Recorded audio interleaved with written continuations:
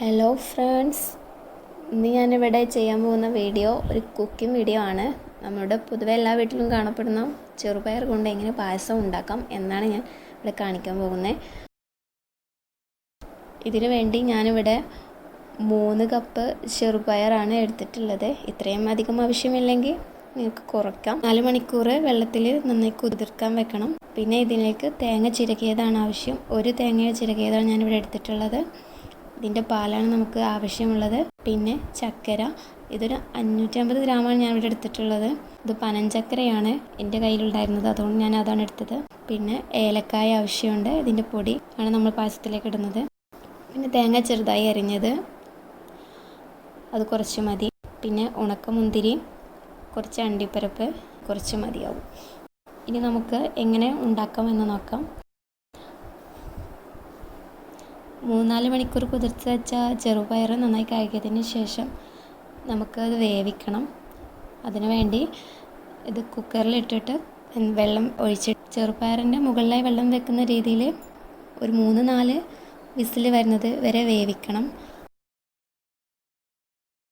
ഇനി നമ്മൾ തേങ്ങയുടെ പാല് പിഴിയാൻ പോവുകയാണ്.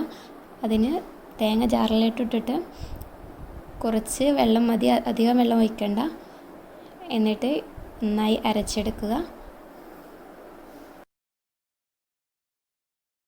ഇതിൽ 2 തരം പാൽ ഞാൻ എടുത്തിട്ടുണ്ട്. നല്ല കട്ടിയുള്ള പാൽ എടുത്തിട്ടുണ്ട്, കട്ടിയില്ലാത്തത് എടുത്തിട്ടുണ്ട്.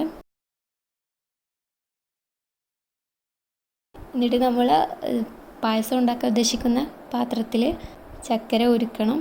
ഇതിൽ ഞാൻ കുറച്ച് ഉപ്പിടുന്നുണ്ട്. ഏലക്ക, പഞ്ചസാര മിക്സ് ചെയ്തിട്ട് പൊടിച്ചതാണ്. പിന്നെ മറ്റൊരു പാനിൽ 3 സ്പൂൺ നെയ്യ് ഒഴിച്ചിട്ട് നമ്മൾ അരിഞ്ഞു വെച്ച തേങ്ങ ഒന്ന് മൂപ്പിക്കണം. അതൊന്ന് ചുവന്ന് വരുമ്പോൾ നമ്മൾ മുന്തിരിയും അണ്ടിപ്പരിപ്പും ചേർത്ത് കൊടുക്കണം.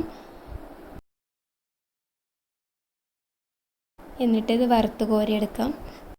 ഇനി നമ്മൾ പാചകം ചെയ്യാൻ പോവുകയാണ്. വേവിച്ച് വെച്ച ചെറുപയർ ശർക്കര പാനിയിലേക്ക് ഇട്ട് കൊടുക്കുക. എന്നിട്ട് നന്നായി ഇളക്കി മിക്സ് ചെയ്ത് എന്നിട്ട് ഇതിൽ നേരത്തെ ഇറക്കി വെച്ച് തേങ്ങാപ്പാൽ ഒഴിച്ചു കൊടുക്കണം.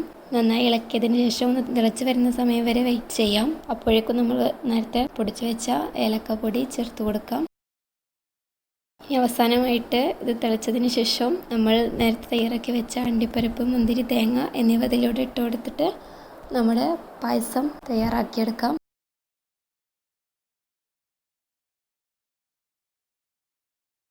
അങ്ങനെ നമ്മുടെ പായസം റെഡി ആയിട്ടുണ്ട്. ഇവിടെ ചൂടോടെ തന്നെ നമുക്ക് സെർവ് ചെയ്യാം.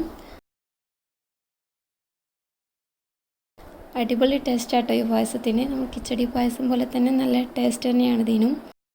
അപ്പോൾ നിങ്ങൾ ഈ റെസിപ്പി വീട്ടിലെല്ലാവരും ഒന്ന് ട്രൈ ചെയ്ത് നോക്കുക.